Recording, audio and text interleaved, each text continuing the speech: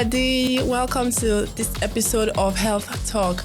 My name is Dr. Emanuela Mike Bamloye. You are welcome. So today we are going to be talking about some medical myths, and we're going to be debunking these myths. These are some things that I'm pretty sure if for you who is watching, if you're probably not medically inclined, you'll be surprised when you hear these things. So stay tuned and yes, enjoy. So the first myth we'll be debunking is that all infections need antibiotics. The first point of call when the person has a fever or an infection is antibiotics, and this is not exactly true. The other day, my daughter someone was informing me that my daughter was coughing, and that she was like, "Madam, your daughter has been coughing. I hope you're giving her antibiotics." And I just smiled because, like, where will I even start my lecture from on the fact that not all infections and not all cough. In fact, cough generally most times are viral, and viruses are not treated with antibiotics. Most viruses are self-limiting and they resolve on their own. So this is to tell you that if you're out there, you believe that a child is coughing or that you as an adult are coughing, and so the first point of call is antibiotics, you are wrong. And one disadvantage of always using antibiotics for every single illness or infection is the fact that over time, these antibiotics or these the pathogens that cause the infection, they develop what they call resistance to the antibiotics. And you now note that this leads to the fact that you use the antibiotics, you treat yourself, and then you don't get better. That's why now there's some antibiotics that if you use, despite the fact that you're treating with antibiotics, you won't see improvement because the bacteria that is supposed to be fought by the antibiotics has now developed resistance to it. So this is why it's important to know what you're treating and what to treat, what medication to use. Don't just self-medicate and just go to the pharmacist and tell them that I want this, and then because you don't need a prescription for antibiotics, most antibiotics, you just get it and then you start using it, and then you don't tend to feel better. Another issue with antibiotics misuse is the fact that most times, once you just begin to see relief of symptoms, we just dump antibiotics. Most antibiotics are prescribed for 5 days, 7 days, some even 10 days. But once we start feeling better, we just condemn the antibiotics. And we don't realize that the fact that you're feeling better does not mean that the infection is totally off your system. So it's important to comply with your medication, your prescriptions. Let's not join let's be the change that we want to see. Because of antibiotic misuse now, we see that some antibiotics are no longer functional. So let's know this and know peace, and let's change. If you are guilty of using antibiotics at any slight cough, please change. And the same thing applies also with with diarrhea too. Not every purging requires antibiotics too. So let's know this and let's take the appropriate changes. So the second myth is that cold causes cold.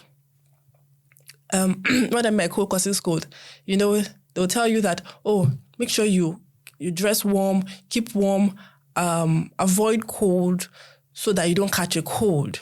But catching a cold actually is not caused by cold.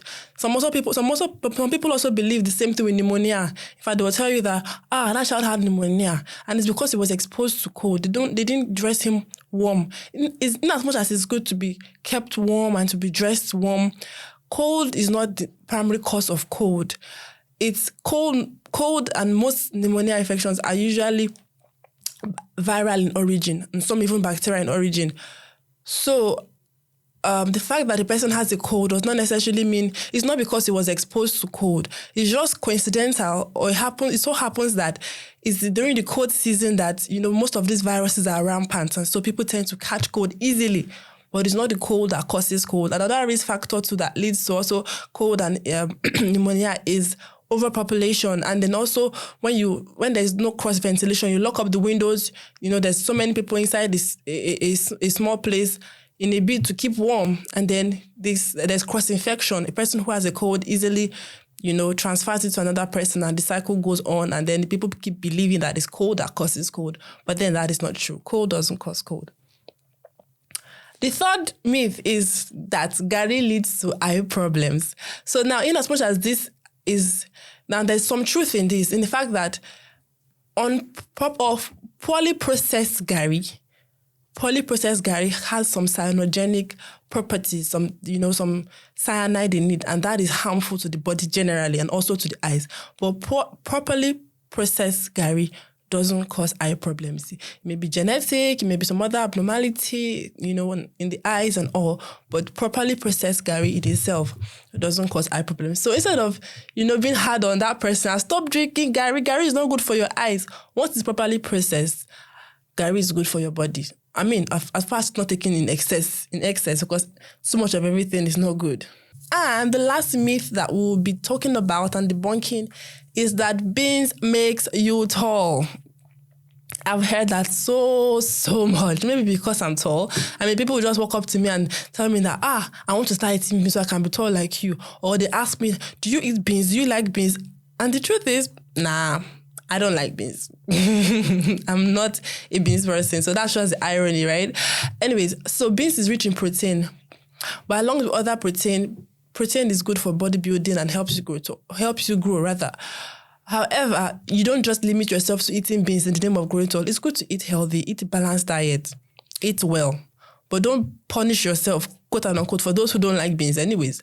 I mean, I can imagine someone out there who doesn't like beans but is forcing themselves to eat beans just because they want to grow tall.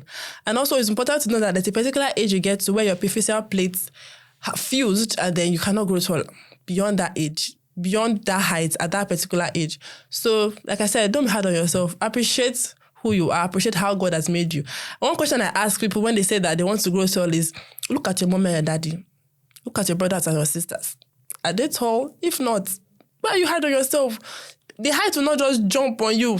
I mean, God can do some miracles, but I believe God wants you to first appreciate who you are and how He has made you, rather than want you to desire earnestly to be someone else or some in another form. So just love yourself, eat healthy, love yourself, appreciate who God has made you and how God has made you.